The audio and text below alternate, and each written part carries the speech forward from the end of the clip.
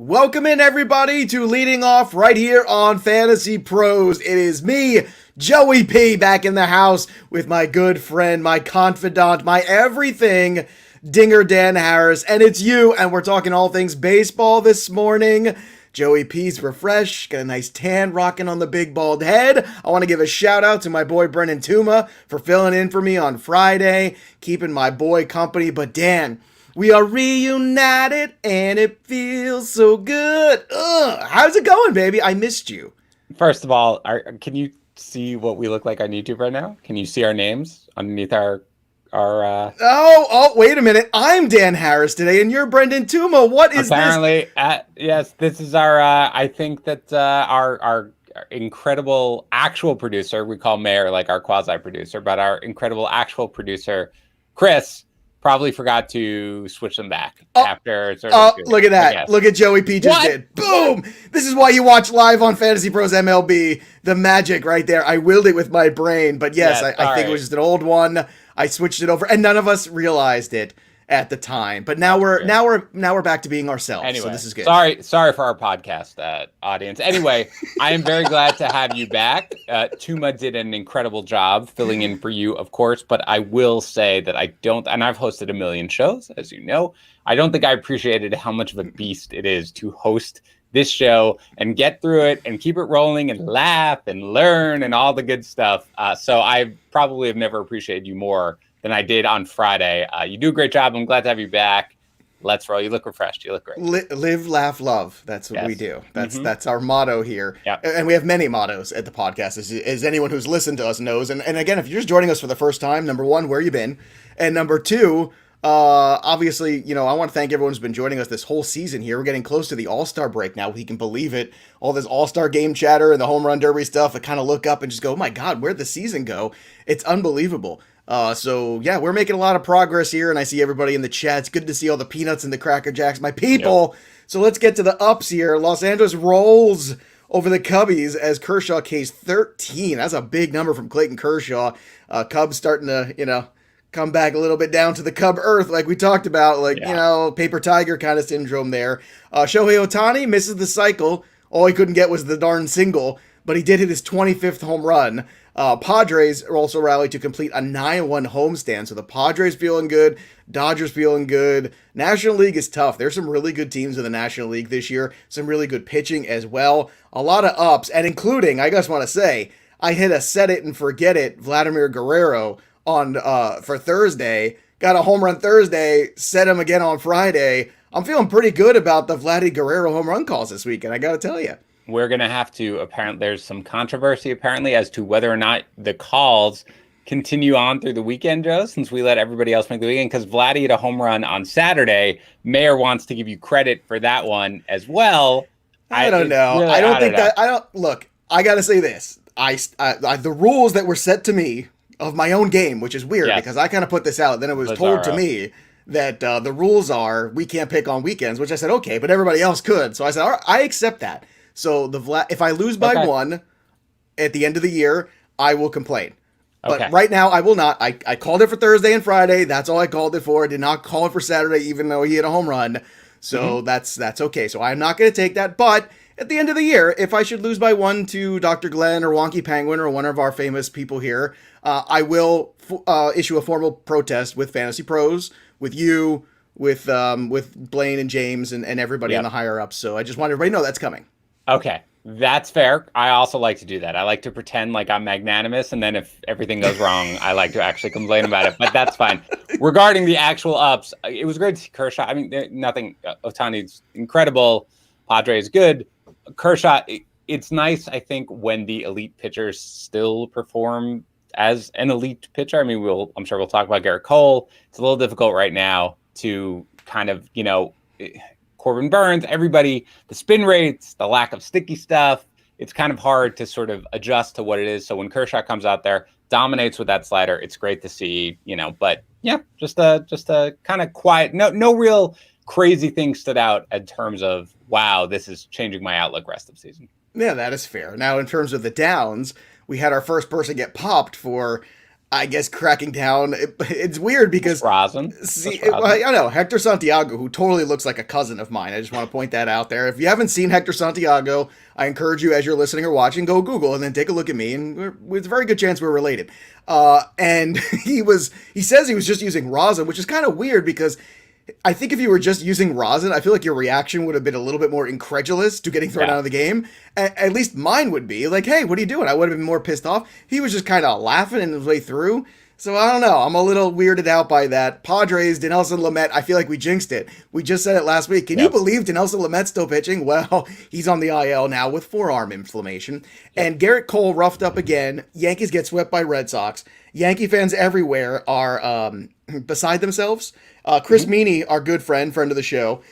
First 8 starts for Garrett Cole on Twitter, 52 innings, 78 strikeouts, 3 walks, 3 home runs. Last 7 starts, 44 innings, 45 Ks, 12 walks, 8 home runs. Yeah. So clearly, in the last couple weeks, as the sticky icky has made its way through the league in terms of not being able to do it, you can take from this what you will. He was also due for a colder stretch because this is the nature of the beast of baseball. But Dan, where do you stand right now with Garrett Cole after this weekend, another rough outing for him? I think it just kind of confirms what I had been thinking, really since the sticky stuff started to become an issue, which is I'm moving him down slightly. I told you last time I moved him behind Darvish, but you're right in that you pointed out, like, how many guys do you feel comfortable moving above him at this point? There aren't that many, but I do think that the general standard for what makes an elite pitcher, other than for Jacob deGrom, who even he, quote unquote, struggled with 2 runs in 6 innings this weekend, it gets a little lower. And I do think that this isn't really just natural regression for Cole, because I think Cole has been an absolutely dominant pitcher for a couple of seasons. I think this is the sticky stuff. I think you've got to lower your expectations. With that said, he's a top 5 pitcher. I still have him ranked 3. I could see maybe making an argument to put him to 4, but yeah, I do think that this is something that's beyond natural regression for sure. We did those stats with Brandon Woodruff last week. That comparison was, pretty telling. That's another pitcher where you might not think it, but because Garrett Cole pitches for the Yankees and Brandon Woodruff pitches for the Milwaukee Brewers, they don't get discussed in the same light. But in terms of stats, Brandon Woodruff's been better this year. Let's just flat out say it. Let's call it what it is. All right, some other great standouts. I actually saw a little of this game back at the hotel when we came back in from a long afternoon of partying on the beach, me and the children's. 5 shutout innings for Aaron Nola, 12 Ks. He looked great. Tied Tom Seaver's record for consecutive strikeouts. Urias had 12 Ks of his own. The Cubs are striking out at an alarming rate, and we'll talk more about them later on in the DFS section because they're going against one of my favorite Milwaukee pitchers tonight. Teaser. Kyle Gibson, 7 shutout innings, 10 Ks against the Royals. Casey Mize, 5 Ks against the very tough Astros lineup, only 1 run. Tariq Skubal had a good start, 9 Ks. Zach Wheeler bouncing back after a hiccup outing, as we called it last time out, 8 Ks against the Mets. Of course, a little revenge there. We talked about Clayton Kershaw, another good start for Luis Castillo. That ERA is almost under 5. I know. Should we be excited? Yeah. Absolutely. I mean, there's every reason. He's got under a 2 ERA, I believe, in his last 5 starts. So I don't know if this is absolutely peak Castillo right now. Like, I'm not sure whether or not it was the building on the success of last year Castillo that we expected. But this is a guy who's basically back. So I have very few concerns about him rest of the season. Nady Eovaldi, another bounce back start too. That was kind of the theme of the weekend, was the bounce back starts. He had 6 Ks against the Yankees. Good start for him. Jake Odorizzi, once again, not big strikeout rates, but gave you 5 shutout innings. If he's going to give you quality innings, look, he's going to be a 4 ERA pitcher at the end of the day, but that's probably more because of his limitations necessarily as he's continuing to, pitch his way back from the injury. But, I mean, again, he's going to give you innings, period, like decent innings, probably. I mean, it's one of those things you have to consider. Corbin Burns, 7 Ks against the Rockies. Eduardo Rodriguez even had a good start against the Yankees, too. The Yankees right now, and I know this is kind of the theme, kind of popped in the chat this morning, and I saw everybody already, all the Yankee fans are beside themselves. Last week, I had just talked to a lot of my friends who are Yankee fans, and some of them are starting to talk about blow it up, it's no good, all this stuff. Yeah. I think that's a little bit of an overreaction. The Yankees have been very competitive for a long time, but let's be honest, they haven't gotten to the mountaintop in a long time. So what do you do here? Brian Cashman's been GM of this team now since, 1995 or 6 or somewhere around there, right? If memory serves. I mean, could you imagine that nowadays? Like somebody who's been a 25-year GM in Major League Baseball. That stuff doesn't happen nowadays. It's like Billy Bean, though, right? We got another one, Billy Bean. I guess. But what do you think right now? Do you think there's a turnaround here for the Yankees, or do you think this is just a roster that's just not, at the end of the day, constructed to win this year?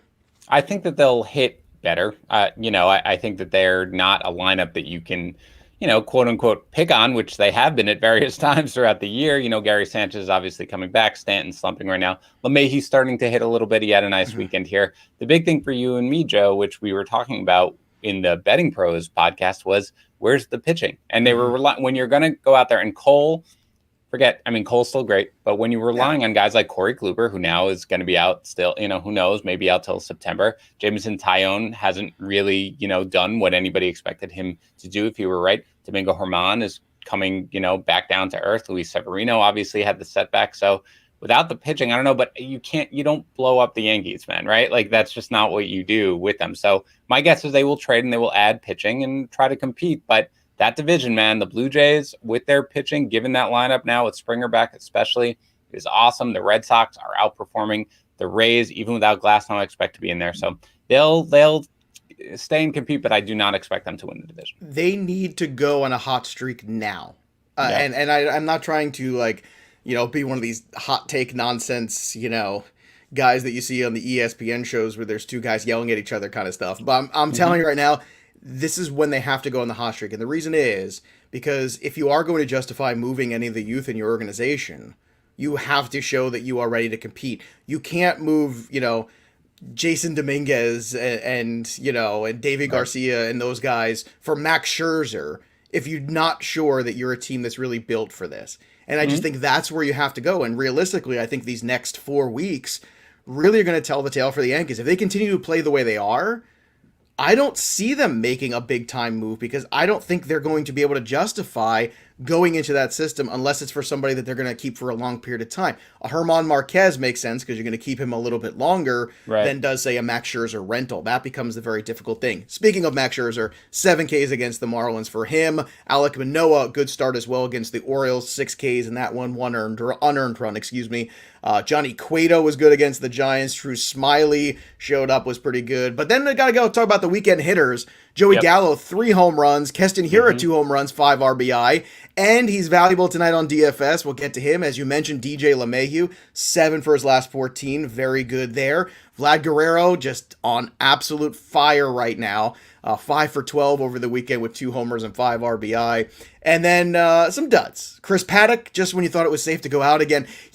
I'm pissed. Screw you, Paddock. I'm gonna take out. You know what? You had 2 great starts in a row. I felt really good. I was a little worried about Aaron Nola. It's a true story. I have such good pitching in that league. I went, you know what?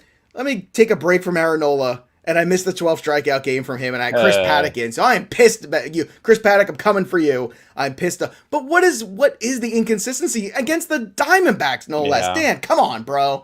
All right. So the Diamondbacks, they're a terrible team, obviously, but their hitting's not the absolute worst. I'm not making excuses for them. It's a bad start. But the problem is, Joe, that I feel like when you have a guy like Paddock, you can make an excuse. You have a Jacob deGrom, obviously. I mean, we're talking Max Scherzer, Brandon Woodruff. Somebody has a bad start. You can make it. All right, you got a bad start. The guy like Paddock, the margin for error is just eliminated now, right? Like you have to go on a run if you're Chris Paddock, and the fact that he didn't, I don't know. I mean, I'm not overly concerned about it necessarily, but it's certainly kind of. We talked like, is he all the way back? And I think last time I said, I'm not willing to buy that he's all the way back, but I am buying. I'm still buying. Like, I'm going to give him a little bit of a pass on this one. But it is worth noting that just, he's got to basically do the thing where he was giving, he had back-to-back starts, giving up 2 runs. He's got to basically do that for like 3 or 4 more starts. This sets him back. I'm not running away from him, but it clearly was a terrible start. You're robbing me of my rage. Don't do that. I'm sorry. Stop with your logic and your sound wisdom and your patience. It's you very can take hard. Your patience and take your spider tack and get a good grip on it. That's what you Look, can do, my friend. it is What? very difficult to be patient in fantasy baseball on a Yeah. good year. In a year like this, where we are dealing with nonstop injuries and underperformers, and now Spider Tack that's completely changing the game, it's very difficult to be patient. I'm still trying to basically exercise caution. I was encouraged by the last 2 starts, especially the strikeouts for him. So I'm willing to give him a mini pass for this one. But if it happens again, then I'm full-blown concerned. There's a part of me that kind of wants all the handcuffs off Major League Baseball. Like I kind of want. I feel like this is a Nintendo game probably from the early '90s.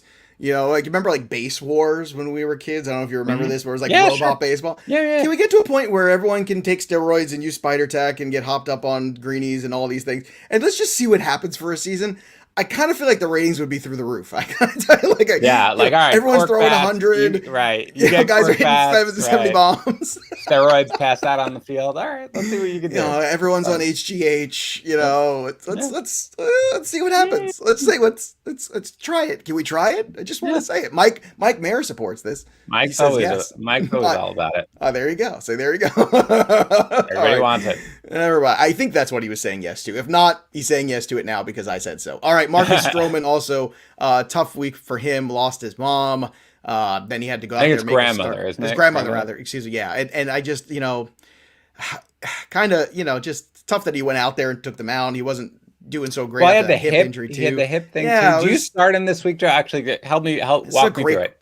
He's against the Yankees. In Yankee Stadium, I believe. So, I mean, the Yankees aren't the scariest lineup. I'll tell you why. Stroman's a gamer, and he'll get ready for a game like that. I feel like he's that kind of dude that, the brighter the light, the more he's, ready to go. He's a very fiery competitor. So I know it's kind of that sounds like a stupid emotional kind of decision, but he's an emotional kind of pitcher. And I think you have to know that not everything is in the numbers sometimes. This is like that baseball acumen that we try to do here on the program every now and then. Speaking of men, how about some men on the IL? Dinelson Lamet, forearm inflammation. Ketel Marte, hamstring is, I don't know. He's gonna get imaging today, I guess. I don't know. It's not good, man. Not good for it's somebody they're trying to trade, obviously. So yeah, Jose Abreu looked like someone took his leg off. Oh my goodness, he was in serious pain. Josh Naylor too.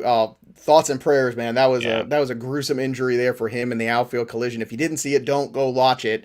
It's unless you like that kind of stuff. Willie Calhoun fractured his forearm. Bryce Harper missed Sunday after getting hit in the calf.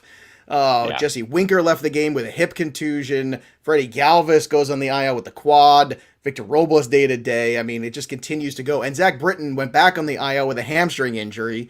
Yeah. And of course, I think kind of the bigger one too is Mike Soroka being out for the season, re-tearing that Achilles, because this is probably, and I don't even like saying this, but this is a baseball show and we're trying to cover your fantasy baseball. In Dynasty Keeper leagues, if you were holding him, I think it's time to let go. Yeah, because this is possibly a career-ending thing when you re-tear something like an Achilles. Yeah, Achilles are difficult to come back from anyway. You have it twice. I don't know. I'm trying to think of another baseball player who's torn the same Achilles twice or torn any, I'm trying to think football-wise. I want to say Emmanuel Sanders did it.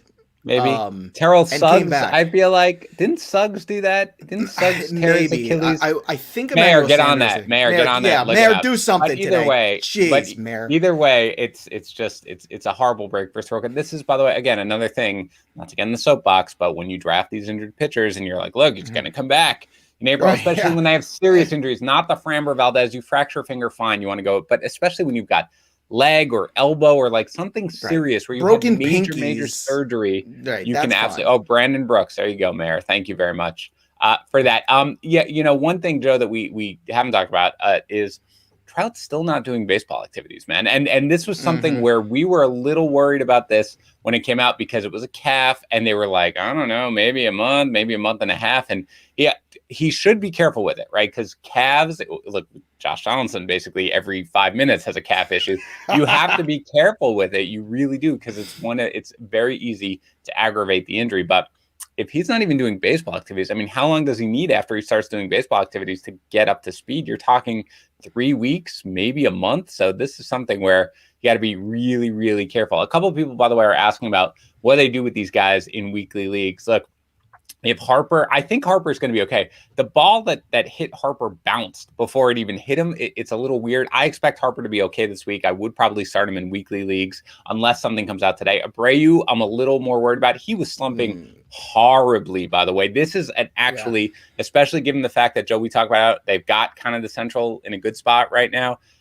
If I'm the White Sox, La Russa came out before this game and had said he's really battling some stuff. He's just trying to work through it. Like, give him some time off. Give him 2 weeks to kind of recuperate. Put him on the IL for it. Exactly. Just give him 10 days. Give him a little vacation. Send him to the shore. He's Abreu. He doesn't miss time, right? He just no, he doesn't. He's an animal. Right. But you know what? Sometimes we're our own worst enemies when it comes to that. And you know, speaking of the Angels too, I would bench him, just to be clear. And you know what? You're not wrong. Justin Upton, who had been really saving people off the waiver wire, he goes to the IL with a lower back strain too. So this is why we can't have nice things. This is what happens here. All right, what you can have in terms of nice things, of course, and I know you missed this, a lawnmower 4.0. I know on Friday I didn't get to talk about the lawnmower 4.0, but let me tell you, I am back to talk about it today, and I am fired up to do so. The lawnmower 4.0 is the greatest grooming tool in the history of grooming tools, and it's a long storied history. You don't need me to go over it. You know, Lawnmower 1, such a classic. Then Lawnmower 2, which was, you know, the twist that nobody saw coming. Lawnmower 3, I gotta say, was good, but some of the casting choices I wasn't a big fan of. But then Lawnmower 4, I think they really got it right here in terms of the lawnmower universe that's going on here. And I heard there's gonna be a whole Disney Plus spin-off series on the lawnmowers, which is gonna be really cool. So all of them are gonna interconnect. It's going to be pretty amazing. So if you want to make sure that you have the Avengers of male grooming tools, go to manscaped.com, use the code LEADINGOFF, get the Lawnmower 4.0. Again, use that code LEADINGOFF, 20% off, free shipping. That's what we give you here over at Leading Off. And we care about you, and you need to care about yourself. That's what you need to do. So let's get to the home run calls here, because over the weekend, you know, Wonky Penguin and Dr. Glenn don't sleep. So 11 each for them. Now, where is Carita K? I don't know. Carita, I don't even know what this name is. And I don't remember seeing this name, but now it's got 10. I don't know. Carrot K has come out of nowhere. Cinderella story. Has 10 home runs. Look. Mayor put in some notes. 5 home run calls over the last 4 days because Tatis hit 3 on Friday. Okay. But still, that is pretty solid here. Yeah. That is so Carrot K is now double digits. I'm scratching and clawing at 9. And we've got some other folks here at 9 too. Mr. Wagoo, KONSD, and then Useless Panic at 8. Dinger Dan Harris, man of the people, at 7. So Dinger Dan, hopefully we get you on the board. I'm going to today, break one of my favorite hitters out.